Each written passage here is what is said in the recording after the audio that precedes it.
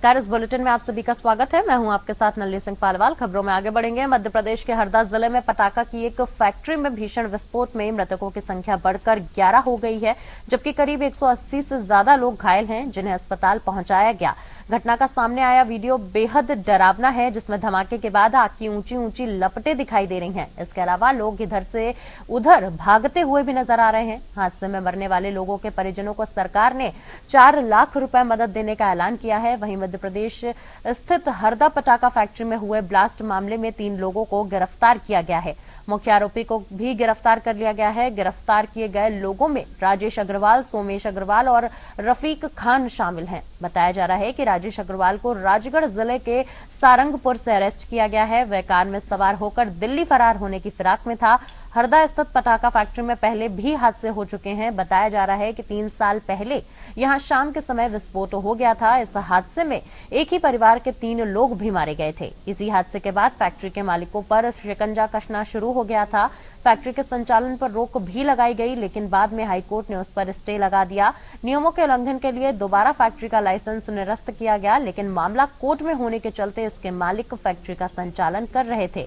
आरोपी राजेश अग्रवाल पहले भी गिरफ्तार हो चुका है। ताजा विस्फोट के बाद भी मध्य प्रदेश सरकार ने सख्त कार्यवाही की चेतावनी दी है।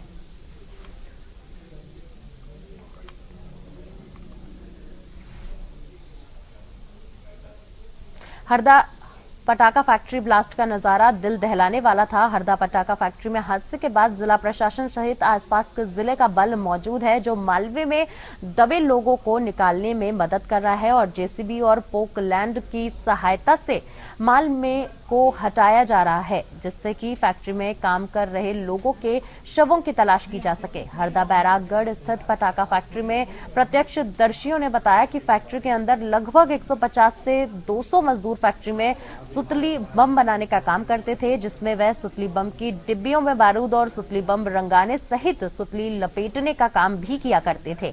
इसी दौरान मंगलवार सुबह 11 बजे अचानक फैक्ट्री में आग लग गई, जिससे एक बड़ा भीषण विस्फोट हुआ और दूर दूर तक फैक्ट्री की छत सहित मलबा आसपास के घरों में जाकर गिरा, जिससे फैक्ट्री के समीप बने 60 से 70 मकान क्षतिग्रस्त हुए हैं और विस्फोट से उड़े पत्थरों से लोग घायल भी हुए हैं।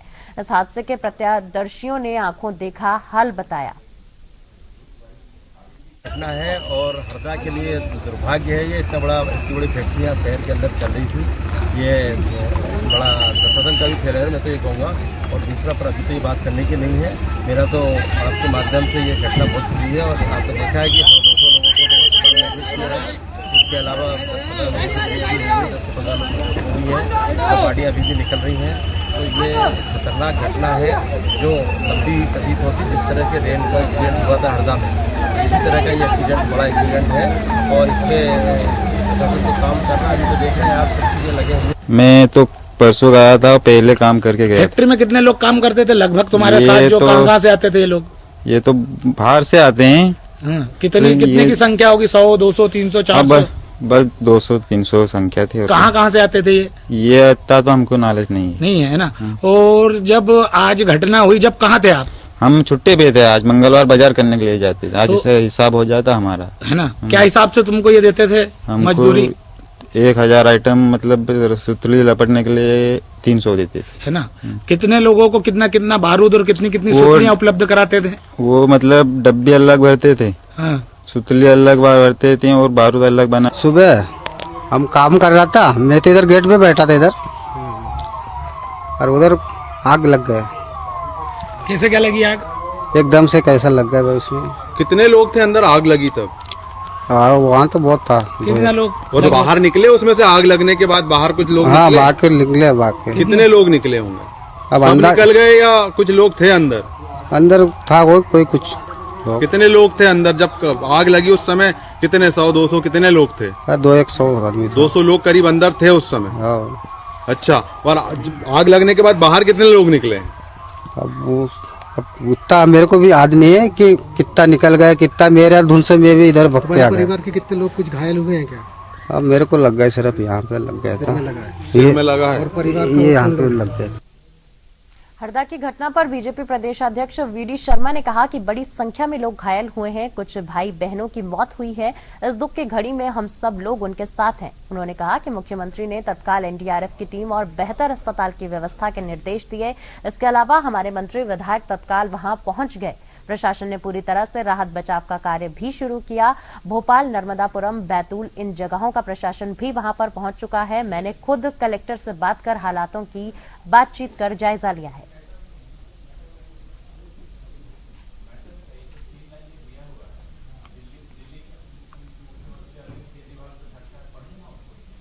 नर्मदापुरम संभाग के हरदा में बैरागढ़ पटाखा फैक्ट्री में ब्लास्ट की घटना को लेकर कांग्रेस विधायक डॉक्टर आरके दोगने ने गंभीर आरोप लगाते हुए कहा कि पटाखे का इतना बड़ा कारोबार प्रशासन की मिली भगत से चल रहा था। रिहायशी इलाके में इतनी बड़ी फैक्ट्री संचालित हो रही थी, इसका जिम्मेदार प्रशासन है। इस घटना में जिन लोगों की मौत हुई है और जो लोग घायल हैं उन्हें ज्यादा मुआवजा मिलना चाहिए। उन्होंने कहा कि जिन लोगों की मौत हुई है उनके परिजनों को 1 करोड़ और घायलों को 50-50 लाख की राहत राशि का मुआवजा भी देना चाहिए।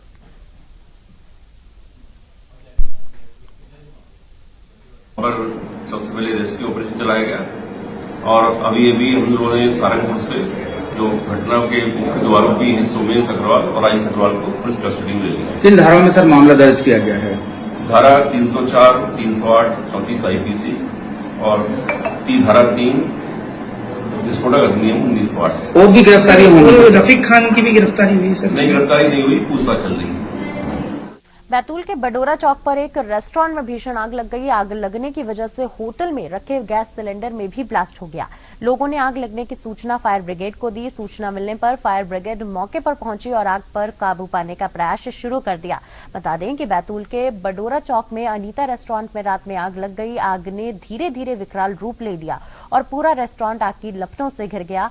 आग की लपटें इतनी तेज थीं कि बाजू के एक रेस्टोरेंट में भी आग लग गई। दोनों ही रेस्टोरेंट जलकर तेजी से खाक हो गए।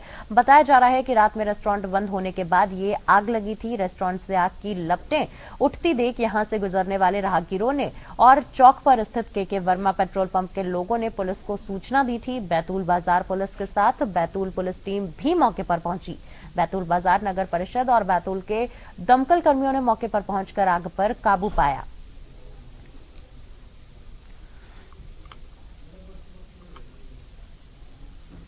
महतारी वंदन योजना के तहत इस योजना के लाभ से वंचित हो रही महिलाओं को भी लाभ दिए जाने को लेकर प्रदेश कांग्रेस के महिला उपाध्यक्ष एवं महापौर हेमा देशमुख ने अन्य महिला पार्षदों के साथ कलेक्टर कार्यालय पहुंचकर मुख्यमंत्री के नाम ज्ञापन सौंपा है। महतारी वंदन योजना के तहत सभी विवाहित महिलाओं को 1000 प्रति माह देने की बात कही गई थी, लेकिन इस योजना में कई नियम बनाते हुए फॉर्म भरे जा रहे हैं, जिसको लेकर महापौर हेमा देशमुख ने राजनांदगांव कलेक्टर के माध्यम से मुख्यमंत्री के नाम ज्ञापन सौंपा है, जिसमें महापौर ने कहा है कि प्रधानमंत्री नरेंद्र मोदी ने चुनाव के पहले प्रत्येक महिला को 1000 प्रति माह देने की बात कही थी, लेकिन अब इनकम टैक्स देने वाली महिलाओं को योजना से बाहर कर दिया गया है।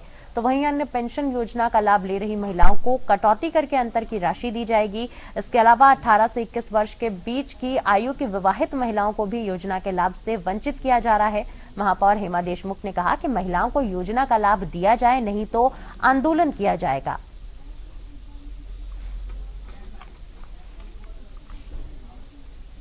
गुजरात के जूनागढ़ के एक कार्यक्रम में भड़काऊ भाषण देने के मामले में गुजरात पुलिस ने 5 फरवरी को इस्लामिक उपदेशक मौलाना मुफ्ती सलमान अजहरी को गिरफ्तार किया है। उनकी गिरफ्तारी के बाद इस्लामिक धर्म गुरुओं ने गिरफ्तारी का विरोध किया। बता दें कि राजनांदगांव शहर में भी यहां की सभी मस्जिदों के इमाम, हाफिज, कारी, मुदरिसों ने राजनांदगांव कलेक्टर कार्यालय पहुंचकर राष्ट्रपति के नाम कलेक्टर को एक ज्ञापन सौंपा है। अपने ज्ञापन में मुस्लिम समाज के धर्म गुरुओं ने कहा है कि मुफ्ती सलमान अजहरी के बयान को तोड़ मरोड़ कर पेश किया जा रहा है। राजनांदगांव शहर जामा मस्जिद के इमाम मोहम्मद कासिम रजा बरकाती का कहना है कि मुफ्ती सलमान अजहरी के बयान को गलत तरीके से पेश किया गया है। उन्होंने कहा कि हमें पूरा भरोसा है कि इंसाफ जल्द मिलेगा और उनकी रिहाई भी जल्द की जाएगी।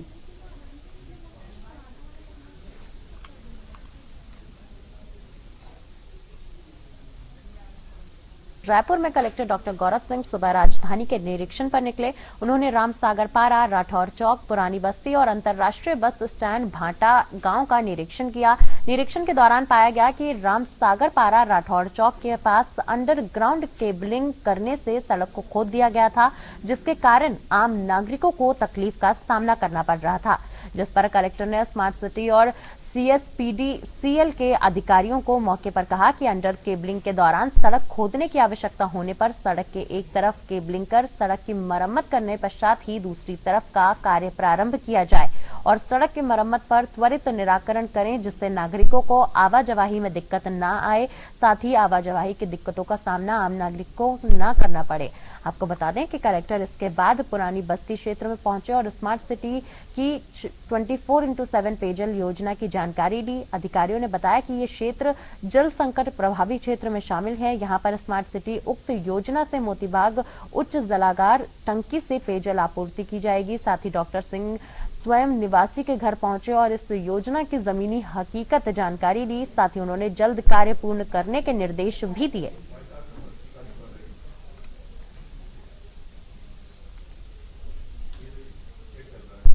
छत्तीसगढ़ सरकार की जन कल्याणकारी योजनाओं को लोगों तक पहुंचाने रायपुर कलेक्टर डॉक्टर गौरव सिंह ने सुसज्जित LED वैन को हरी झंडी दिखाकर रवाना किया है। इस LED स्क्रीन वैन को जनसंपर्क विभाग ने तैयार कराया है। बता दें कि छत्तीसगढ़ सरकार की जन कल्याणकारी योजनाओं को लोगों तक पहुंचाने रायपुर कलेक्टर डॉक्टर गौरव सिंह ने सुसज्जित LED वैन को हरी झंडी दिखाकर रवाना किया। इस LED स्क्रीन वैन को जनसंपर्क विभाग ने तैयार कराया है। ये वैन अगले 1 महीने तक रायपुर जिले के 100 से अधिक ग्राम पंचायतों और हाट बाजारों में पहुंचकर लोगों को सरकार की जनहितकारी योजनाओं से रूबरू कराएगी। साथ ही आपको बता दें कि योजनाओं को छोटी छोटी फिल्मों के माध्यम से बताया जाएगा। LED में शासकीय योजनाओं के वीडियो दिन में सूर्य के प्रकाश में भी स्पष्ट दिखाई देंगे। इसके साथ ही LED के ऑडियो सिस्टम से लोगों को प्रदर्शित योजनाओं की पूरी जानकारी ग्राम पंचायत या बाजार में ही मिल जाएगी। पूरा LED सिस्टम वैन में स्थापित जनरेटर के माध्यम से लगातार संचालित रहेगा। यह LED वैन 1 माह तक तय रूट चार्ट अनुसार जिले के सभी ब्लॉकों की लगभग 100 ग्राम पंचायतों बाजारों में जाकर सरकारी योजनाओं का प्रचार प्रसार करेगी।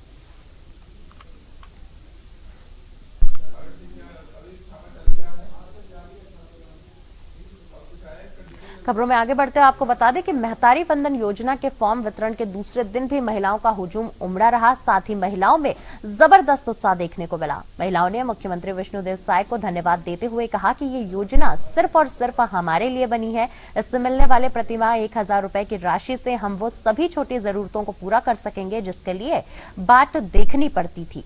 आज दूसरे दिन शहर के मध्य स्थित ब्राह्मण पारा वार्ड में लगे शिविर में फॉर्म मिलने और जमा करने का समय सुबह 11 से शाम 4 बजे तक निर्धारित था, मगर इस योजना के प्रति इतना ज्यादा उत्साह था कि महिलाएं सुबह 10 बजे से ही पहुंचने लगी। धीरे धीरे भीड़ बढ़ने पर जनप्रतिनिधि और विभागीय कर्मचारियों ने प्रबंधन संभाला और उनके दस्तावेजों का परीक्षण करना भी शुरू किया। महिलाएं कतारबद्ध होकर दस्तावेजों का परीक्षण कराती रहीं। वहीं शाम 4 बजे के बाद भी महिलाएं आती रहीं और कर्मचारियों ने उनके आवेदन लिए।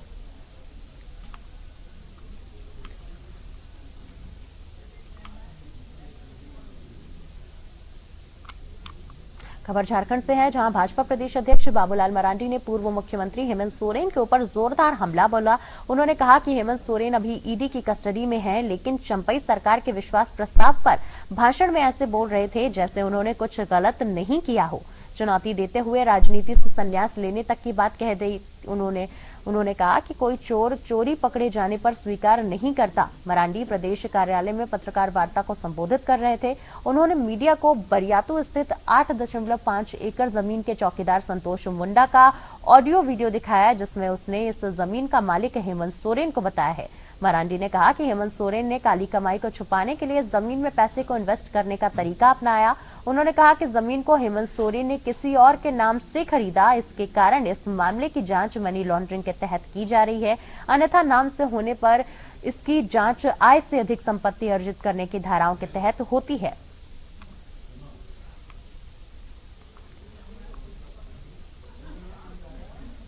खबर झारखंड से है, जहां जिले के चंदन कियारी प्रखंड की बटा बिनौर पंचायत में पिछले 6 महीने का राशन कार्ड धारियों को नहीं दिया गया है, जबकि 8 महीने का अनाज देने के नाम पर कार्ड धारियों से अंगूठा भी लगवा लिया गया है।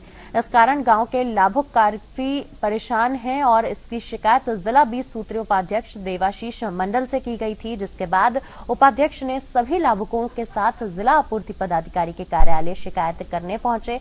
दरअसल 8 माह से लाभुकों को अनाज नहीं मिल रहा है। इस दौरान लाभुकों ने बताया कि कल्याणी महिला मंडल के द्वारा अनाज दिया जाता है। लाभुकों का आरोप है कि पिछले 8 महीने से अनाज का वितरण नहीं किया गया था। महिला मंडल के द्वारा लाभुकों से एक बार अंगूठा लगवाया गया और 2 महीने का अनाज देकर 6 महीने का अनाज नहीं दिया गया। अनाज नहीं मिलने से परेशानी हो रही है, घर में खाने के लाले पड़े हुए हैं। लाभुकों का कहना है कि जब तक हमें पिछले 6 महीने का अनाज नहीं मिलेगा तब तक हम लोग यहां से जाने वाले नहीं हैं।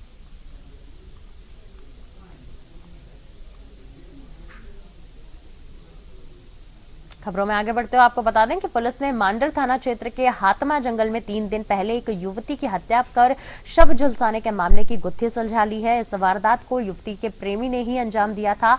युवती की शादी तय होने से गुस्से में आकर आरोपी प्रेमी ने युवती को जंगल में बुलाकर पहले हत्या की और फिर उस पर पेट्रोल छिड़क कर आग लगा दी। जी हां, मामला रांची पुलिस की जांच से इस बात का खुलासा किया गया। मामले की जानकारी देते हुए रांची के ग्रामीण एसपी मनीष टोपो ने बताया कि मांडर पुलिस ने आरोपी प्रेमी अवनीश कुमार को गिरफ्तार कर लिया है। गिरफ्तार आरोपी चाहनुहो का रहने वाला है। साथ ही पुलिस की टीम ने हत्या में इस्तेमाल किए गए सामानों को भी बरामद कर लिया है। पूछताछ में आरोपी प्रेमी ने पुलिस के समक्ष अपना जुर्म स्वीकार किया। बताया जा रहा है जब मंगेतर से मिलकर युवती लौट रही थी तब पूरी वारदात को अंजाम दिया गया।